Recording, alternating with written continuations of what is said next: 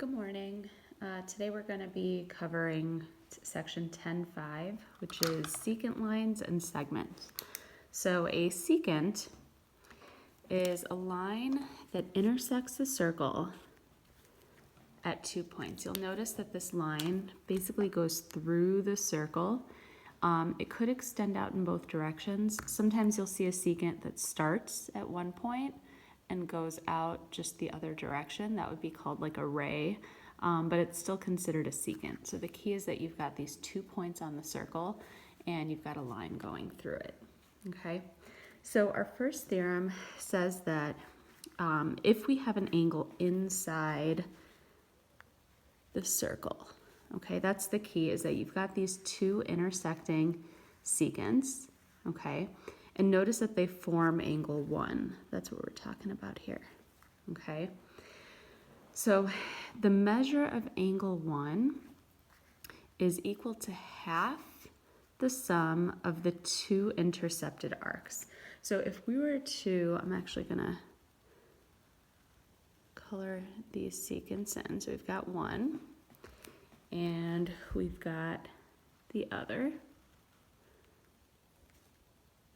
And angle 1 is what we're looking at, okay?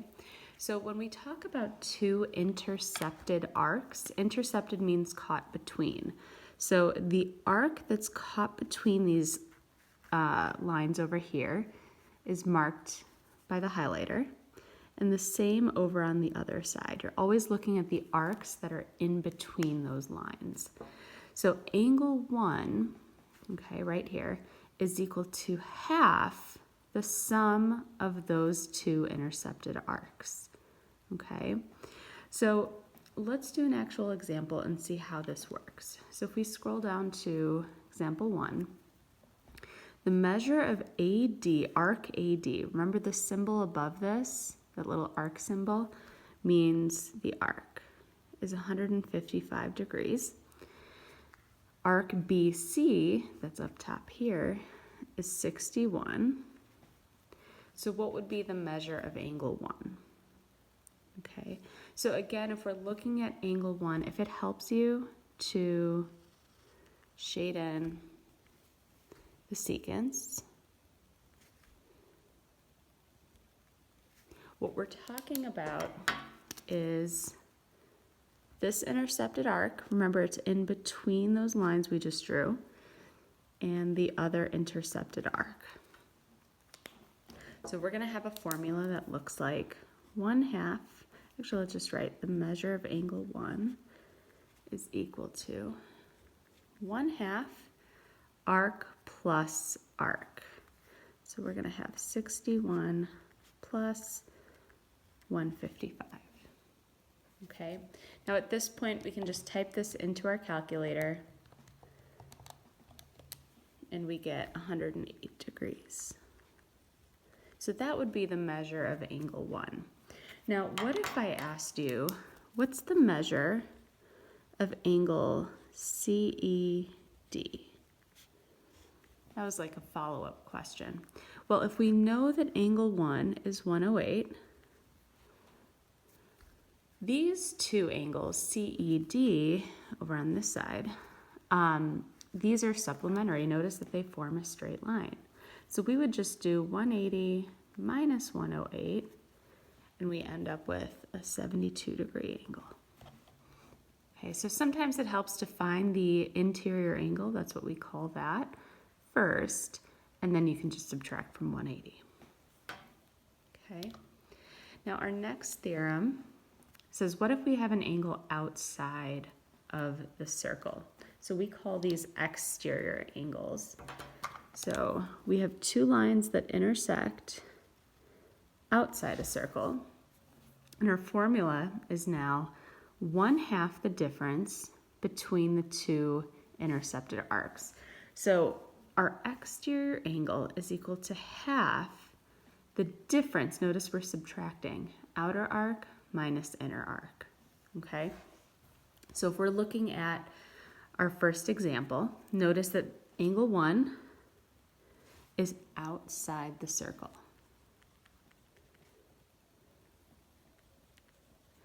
So angle 1 is an exterior angle because it's outside. So we say the exterior angle is equal to 1/2, and then we subtract the 2 arcs.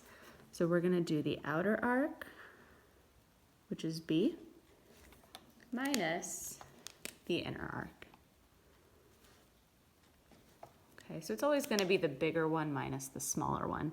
If you end up finding that the values are in the opposite direction, let's say you're not sure which one you subtract, it's always going to be the bigger one minus the smaller one. So you'll notice the second example is exactly the same. Angle 2 is outside. This time we have a tangent, but that doesn't matter. That's okay. We're still going to do 1/2 outer, which is D, minus inner. And these actually end up meeting at the same point. Okay, so 1/2 bigger minus the smaller one. Okay, our next one has 2 tangents, but you'll notice the formula is exactly the same. We still have an exterior angle, so that's all that matters. And we're gonna do the outer, which is that bigger one, minus the inner. There we go. And so we're gonna have the exact same formula for all of these. Okay, now let's practice these formulas on this next page. And you'll notice there are a lot of problems here. We're gonna do a few together. Let's actually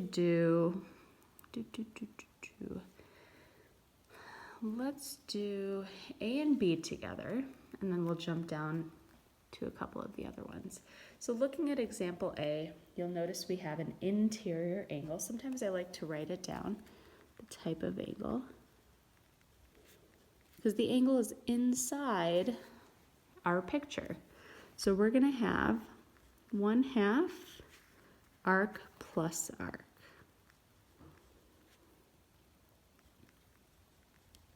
So if it's inside, you're gonna have a plus. If it's outside, you're gonna have a minus. Okay, so typing this into my calculator, I get 68 degrees. And we're done. Jumping to letter B, notice this is an exterior angle. Now, the setup here is gonna be a little bit different. I'm just gonna write the formula down. Exterior angle equals 1/2 arc minus arc. Okay, because really what's happening here is I know what the exterior angle is. The exterior angle is 70. I don't know what the outer arc is, the bigger one. So I'm gonna have 1/2 W minus, and this is gonna be 110. Okay, so solving here, I need to get rid of the 1/2. So I can just multiply everything by 2, just to cancel out that 1/2. So I've got 140 equals W plus, oops, that should be a minus.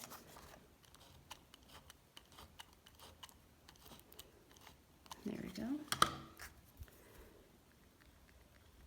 Add 110.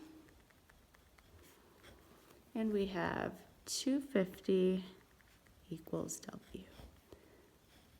Okay, so we just found this outer arc. Okay. Now let's jump down to do one that has a few more variables involved. How about E and F? Okay, so letter E, you'll notice that I'm looking for X. Now this X, probably not the best picture, is this angle over here. So we're looking for the exterior angle. Okay, so I know that my formula says to do the exterior angle X is equal to 1/2. Now I need the outer arc minus the inner arc. Now I know what the outer arc is. That one's clearly marked as 151. Now we need to find this inner arc. So how do we do that? Well, you'll notice that I have this angle marked here. Now the total sum of all of these angles has to be 360. So if I do 360 and subtract the two arcs that I already have, it should equal that missing arc. So we should have a 70-degree arc over here. And so now when I do my formula of the exterior angle is equal to 1/2 outer arc minus inner arc, we end up with 40.5. So it's okay. It's okay to have a 0.5 degrees. That's perfectly fine. Okay. Now looking at example F, this is pointing toward this inner arc, is what this is pointing toward. So if I were to set up my formula, again, we have an exterior angle. So here's the outer, and here's the inner. So we're going to set it up as the exterior angle, which I know is 34, is equal to 1/2. Okay. Now we're going to have outer minus inner. So I've got 6x plus 6. And we're going to subtract all of this quantity. Now, I'm going to do minus. I'm running out of space here. So in parentheses, I'm going to put this quantity. 3x minus 5. Because you always have to be extra careful with subtraction because we need to subtract everything that's in this parentheses. So I have, just jumping down here since I have more space, when I subtract 3x, I have minus 3x. When I subtract -5, it turned into +5, so it actually changes that sign. So now I just need to simplify.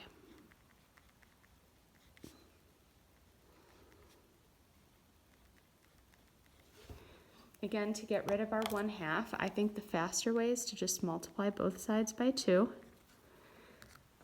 That cancels out.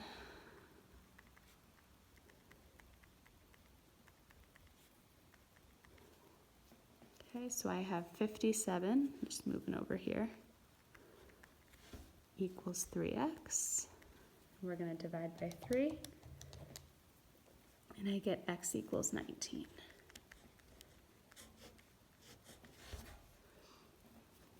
Okay.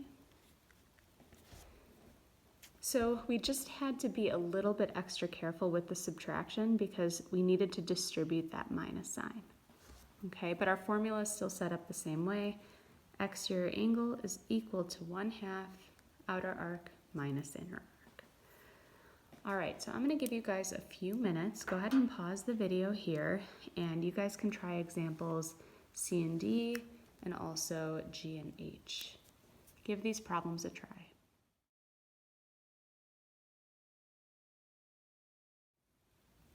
Checking out our solutions, I have the answers up for C and D. Both are using the exterior angle formula. Go ahead and just check your answers there. These worked out answers will also be posted as a scanned copy of the notes in Google Classroom. Scooting down to the last couple, we have an interior angle, which is equal to 1/2 the sum of the two arcs. Remember, you're always adding the two intercepted arcs. And then here we have an exterior angle again, kind of similar to one we already did. All right, so once you're ready, go ahead and flip to the last page. Okay, so now instead of talking about angles, we're going to be talking about segments. So for a point, for a given point in a circle, the product of the lengths of the two segments from the point to the circle is a constant along any line through the point and circle. I think that's one of the worst definitions in geometry. So instead of doing that, I just like to look at the formulas, okay? So if we have two intersecting chords, okay, you'll notice that there's just two chords inside the figure and they're intersecting. You'll notice that the product of each of the parts, so notice I've got A times B, that's the product of the parts that it got split into, is equal to C times D, okay? So if we jump down to our example here, I'm gonna look at B, okay? If I set this up using our formula, I'm gonna say 4 times X is equal to 8 times 5. And that's really all there is to it. I think this is one of the easier formulas to set up. So we have 4x equals 40, x would have to be 10. Okay, so this chord situation is one of the easier ones. Okay, now secant looks something like this. You'll notice that the product n times m is n plus m. The sum, that should be a plus sign if it's hard to read. There we go. Times just the outer portion. Okay, so we've got the whole thing times the outer portion is equal to the whole other secant times just the outer portion. Okay, so that's always going to be our setup when we have a secant. Okay, so if we look at the examples down below, that would be letter C. This one's secant. So it's always going to be, and I like to write it out, whole times outer is equal to whole times outer. Something like that. So if I'm looking at this top segment, the whole thing, this whole thing is 6 plus x. So I've got 6 plus x times the outer portion is equal to, this whole thing is 8. The outer portion is 5. So I have a little bit more algebra to do here. Because of this x on the outside, we need to distribute.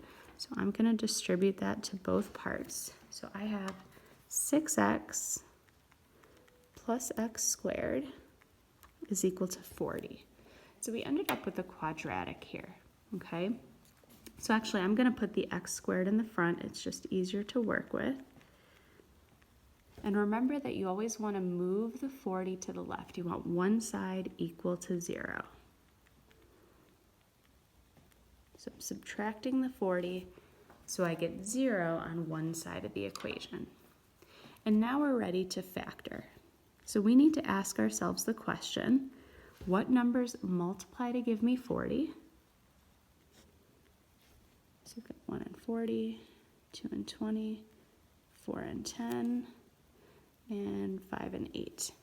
And they have to add up to equal 6. So if I did, let's see, positive 10 and negative 4, they would multiply to give me negative 40 and add to give me positive 6.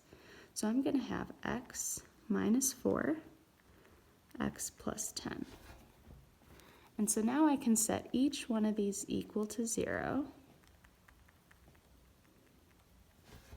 and solve for x. So we do have two solutions here, but you always want to consider, is it possible to have a segment that's negative 10 units long? And we know that it's not. Segments can't be a negative length. So our only possible answer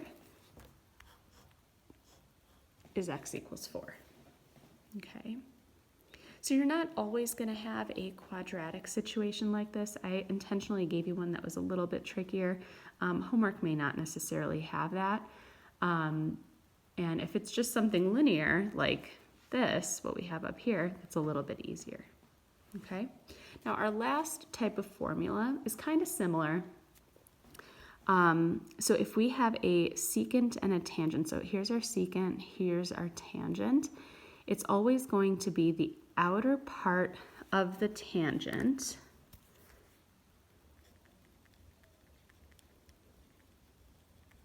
squared, okay, that's going to be one side, is equal to, again, it's the whole thing times just the outer. Okay, so similar setup as what we had in the previous. So this one's of the secant. Okay, so if we're looking at example A, this one is definitely going to be secant tangent, because we have a tangent, we have a secant. And so we're going to set this up as so we're looking at the tangent here, the outer one squared, it's the only part. Actually, we should just call this tangent squared. I think that might make it a little bit easier. Let's call it tangent squared. That makes it a little bit easier to identify. So my tangent is the 6. We're going to do 6 squared is equal to, now this whole thing is a plus 9. And the outer part is just a. Okay, I'm going to try to make my a's look different from the 9. Okay, and now we have to distribute again. So we've got 36 is equal to a squared plus 9a. Again, we have a quadratic, so I'm going to move the 36 over. And now we factor. Okay, so we want to know what multiplies to give us 36. We'll do that off to the side. I like to make a list of the factors.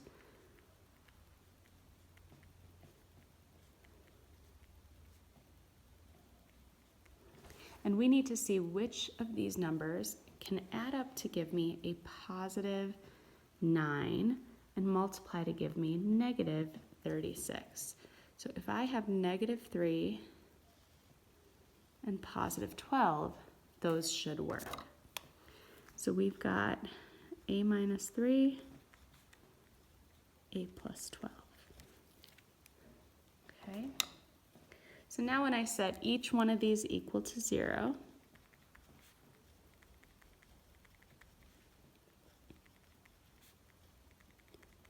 we know that we can't have a negative segment, so that's not going to work. So my only solution is 3. So again, the quadratics do come in from time to time. All right, so that wraps up our notes for our last section in this chapter. I will be posting the scanned copy of the notes momentarily, so you guys can check for that. And homework will be due tomorrow. If you have any questions, try calling in during office hours. They should be regular office hours for the next few days. Okay, there will probably be a change in the schedule for this week because we're off on Friday. I will send an email out later today with more details. All right, guys, have a great day.